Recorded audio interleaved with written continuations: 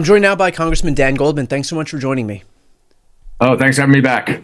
So, Congressman, there was an exchange between you and the Attorney General during her testimony to the House where you were trying to get access to some information, and ultimately she just put her foot down and claimed that this information was privileged, even though you had laid out the case as to why it's not. Why do you presume that Pam Bondi seems so hell-bent on using all of these legal levers, legitimate or otherwise, to prevent people from actually getting true transparency on what's in these files? Yeah, I think what is very clear from my short review of the files on Tuesday, the hearing yesterday, is that this cover-up is massive and it is continuing.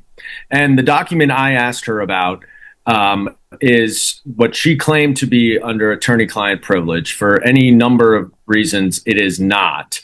But they have redacted it for the public, but they let Congress see it.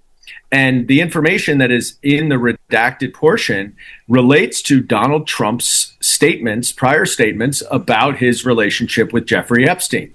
So why would they come up with a bogus privilege? Because they are covering up for Donald Trump. And when there are now 2.5 or 3 million more pages that they have withheld, how can we not believe that those are littered with more incriminating evidence about Donald Trump that they're trying to conceal?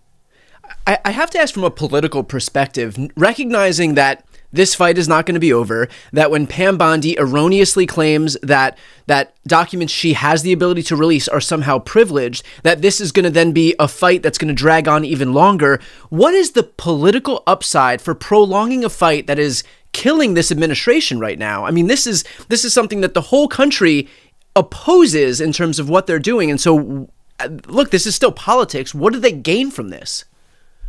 Right. I mean, the House, every member of the House but one voted to turn over the files, all of the files, not these half of the files Right. are redacted as they are. The full Senate voted for it. And the only thing I can think is that whatever is in them that they are hiding must be so much worse than the political blowback they're getting for the cover-up. And that Donald Trump's not a politically stupid person. And if he is willing to take this political beating on this issue that he is, it must be for a really, really good reason, which in his mind could only be something quite more incriminating than what we've seen to this point. What was your reaction to the fact that every single Republican on that committee, except for Thomas Massie, decided to use that time not to get to the bottom of, all of these questions surrounding the Epstein files, but instead to try and deflect every which way? I mean, to me, it struck me as, okay, now it's not just Trump and the DOJ that are complicit in what is a very obvious cover-up. I mean, even right-wing media, right-wing commentators are all calling this a cover-up. But now you've got all of these Republican officials, these Republican lawmakers and senators who are participating in this whole thing to deflect attention away from the thing that everybody wants to talk about.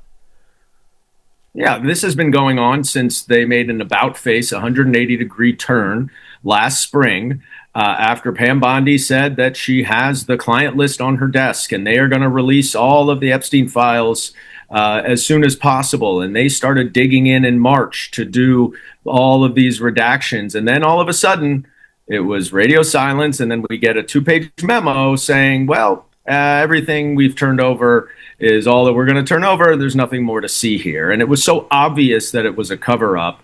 And for a while, the Republicans went along with it until ultimately 4 of them held the line and forced a discharge petition vote.